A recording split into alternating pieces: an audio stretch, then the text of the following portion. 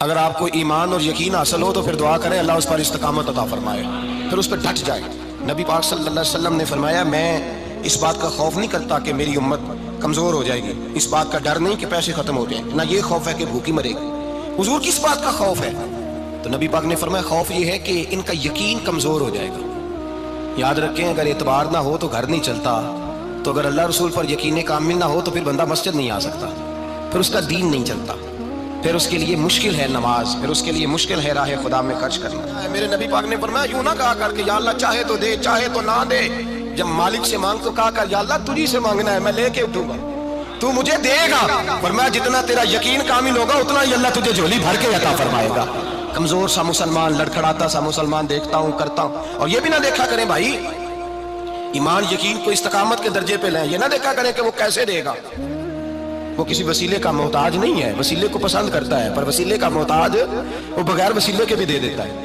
ہر آدمی ماں باپ کے ذریعے پیدا ہوتا ہے، اگر پیدا کرنا چاہے تو جناب عیسیٰ کو بغیر باپ کے پیدا کر دیتا ہے، اگر پیدا کرنا چاہے تو حضرت آدم کو بغیر ماں اور باپ کے پیدا کر دیتا ہے۔ جب یقین رکھیں، یقین قرآن مجید پڑھیے، حضرت موسیٰ علیہ السلام فرعون کے دربار میں کھڑے ہیں، چاروں جانب دشمن ہی دشمن ہے، جادوگر آ گئے، انہوں نے سانپ چھوڑے، حضرت موسیٰ کے ہاتھ میں ڈنڈا تھا۔ حضرت موسیٰ کہتے ہیں یا اللہ کیا کروں؟ تو اللہ تعالیٰ نے فرمایا اپنا سانپ پھینک دو۔ کہنا چاہیے تھا نا کہ یا اللہ ایک ہی تو شے، اتنے سانپ ہے، بچانے کے لیے ڈنڈا ہے، وہ پھینک دوں؟ ڈنڈا پھینکا جاتا ہے، سانپ کو دیکھ کر کے قابو کیا جاتا ہے۔ یہ میرا اور آپ کا ذوق ہے نا، لیکن انبیاء کرام کا انداز ملاحظہ کیجئے میرے عزیزو۔ اللہ فرماتے ہیں ڈنڈا، اے موسیٰ ڈال دے اپنا سانپ۔ پہلے نہیں فرمایا کہ سانپ بن جائے گا، فرمایا بس تو ڈال دے۔ میں اور آپ ہوتے ہیں تو سانپ سامنے ہے، ڈنڈا ہاتھ میں، ہم کہیں گے عجیب بات ہے، یہی تو دفاع کی چیز ہے، اسی کو ڈال دوں تو بچوں گا کیسے؟ کہا ڈال دو، تو حضرت موسیٰ نے ڈال دیا، کہا میرے رب کا حکم ہے تو میرے لیے بہتر ہی ہوگا۔ اللہ فرماتے ہیں جب موسیٰ نے ڈالا تو میں نے اس ڈنڈے کو، اس عصا کو اژدہا بنا دیا۔ اب کبھی عصا بھی اژدہا بنے، کبھی چھڑی بھی بہت بڑا اژدہا بنی ہے، لیکن قرآن کہتا ہے جناب موسیٰ نے ڈالا تو اللہ نے اژدہا، بلکہ اس سے پیچھے چلیے، عورتیں کمزور یقین کی ہوتی ہیں نا، جناب موسیٰ پیدا ہوئے تو اللہ فرماتے ہیں میں نے موسیٰ کی ماں کے دل میں بات ڈالی، ماں کے دل میں صندوق میں ڈال کے تو اس کو دریا میں بہا دے۔ اور بھائی صندوق میں کہہ سکتے ہیں نا آکسیجن کیسے جائے گی، اور دریا میں بچے بچنے کے لیے ڈالے جاتے ہیں کہ ڈوبنے کے لیے ڈالے جاتے ہیں؟ ماں کے دل میں یقین کمزور نہیں تھا ماں کا۔ انبیاء کے ماں باپ موحد ہوتے ہیں، دین کو ماننے والے، ماں کے دل میں اللہ نے بات، اللہ قرآن میں کہتے ہیں میں نے وحی کی، میں نے القاء کیا، میں نے بات ڈالی۔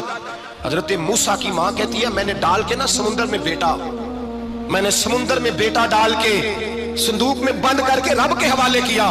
آپ فرماتے ہیں میرے مالک کا بھروسہ کیا تو پھر میرے مالک کا کام دیکھو، کمال دیکھو، میں نے دریا میں ڈالا، اللہ نے فرعون کے گھر میں میرے بیٹے کی پرورش کرا دی۔ یہ یقین کہ حضرت موسیٰ کے پاس قوم آئی، قرآن پڑھیے، کہ جناب پانی چاہیے، وَإِذِ اسْتَسْقَىٰ مُوسَىٰ لِقَوْمِهِ، موسیٰ نے اپنی قوم کے لیے پانی مانگا، ہم نے کہا فَانْفَجَرَتْ مِنْهُ اثْنَتَا عَشَرَةَ عَيْنًا، اپنا ڈنڈا پتھر پہ مارو۔ عقل والا آدمی ہوتا تو اڑ جاتا، کہتا یا اللہ پتھروں سے بھی کبھی پانی نکلا ہے؟ اضرب بعصاک الحجر، مارو پتھر پہ ڈنڈا۔ اللہ کے نبی نے منٹ نہیں لگایا، ٹھا کر کے ڈنڈا لگایا، فَانْفَجَرَتْ مِنْهُ اثْنَتَا عَشَرَةَ عَيْنًا۔ اللہ فرماتے ہیں جناب موسیٰ نے ایک عصا مارا، میں نے 12 چشمے جاری کر دیے۔ تو لے تو اللہ کرتا ہے، اللہ کہتا ہے پڑھ نماز روزی دوں گا، کہتا سوچتا ہوں۔ اللہ فرماتا ہے آجا مسجد میں تیرا ہو جاؤں گا، کہتا دیکھتا ہوں۔ رب فرماتا ہے تو میرے محبوب کی غلامی کر، میں تجھے محبوب بنا لوں گا۔ تو کہتا ہے تھوڑا بڑا ہو کے داڑھی رکھنی ہے، ابھی سیانا ہو کے میں ذرا سرٹیفکیٹ لے لوں، ذرا حصے کے کتنے سالوں کے بعد آئیں گے، پھر شروع کروں گا۔ پروگرام بنا رہا ہے، ابھی تو ارادے میں ہے۔ اللہ کے پیغمبر کا ڈنڈا، اور اس سے زیادہ آگے بات ہو گئی، پیچھے فوج لگی ہوئی ہے فرعون کی، مجمع ہے، ہزاروں لاکھوں کا لشکر لے کے، تلواریں نیزے، فرعون پیچھے، آگے دریا آ گیا۔ حضرت موسیٰ علیہ السلام کھڑے ہیں، اب کدھر جائیں؟ اللہ پاک نے فرمایا مارو ڈنڈا۔ کہاں؟ پانی پہ ڈنڈا مارو۔ اب حضرت موسیٰ علیہ السلام پانی پہ ڈنڈا مارے تو پانی ابلے گا، اس سے زیادہ کیا ہوگا؟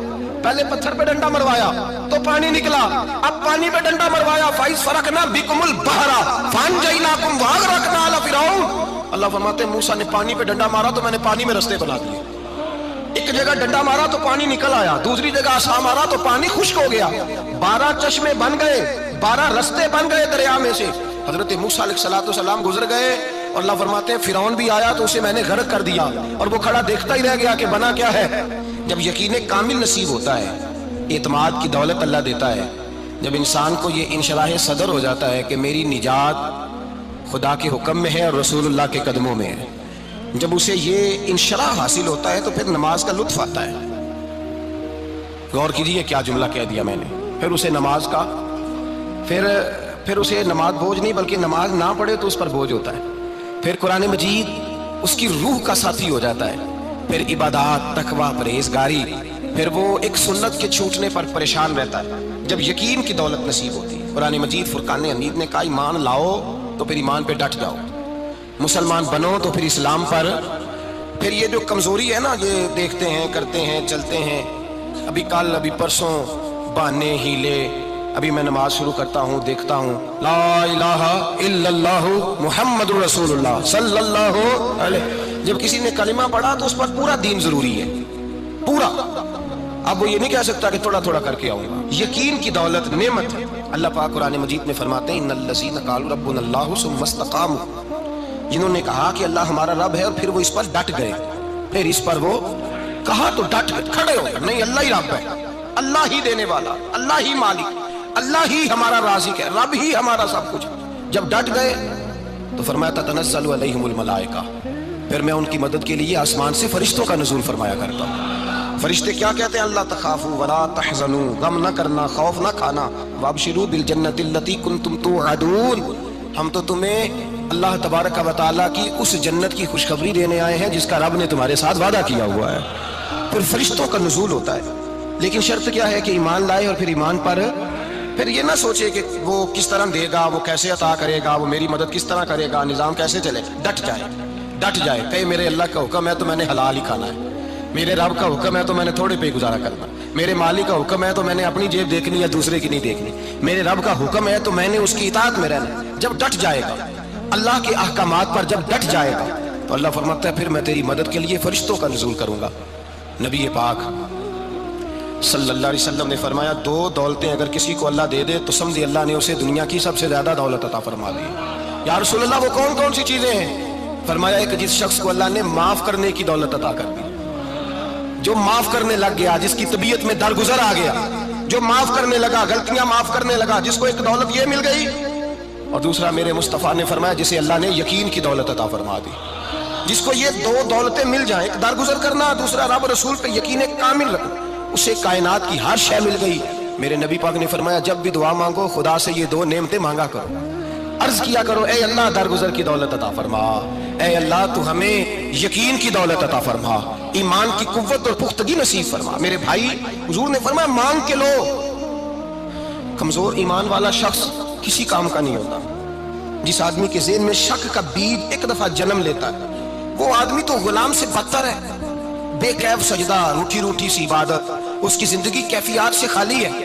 جس شخص کو پتہ چل جائے نا لوگ میرے مخالف ہیں، اس کا تو سجن رہتا ہی کوئی نہیں. اصل بات یہ ہوتی ہے کہ یہاں سوچ بیٹھا ہے کہ دنیا میرے خلاف ہے، یہاں مخالفت یہاں بیٹھ گئی ہے، دو بندے باتیں کر رہے ہیں تو پریشان ہے، میرے خلاف ہی لگے ہوئے ہیں، میری بات ہو رہی ہے. کیونکہ اصل تکلیف کہاں ہے؟ اور اگر یہاں یقین کامل ہو گیا نا کہ سارے مجھ سے پیار ہی کرتے ہیں تو پھر دو بندوں کو بات کرتا دیکھیں گے تو یہی سوچے گا میری تعریفیں کر رہے ہیں.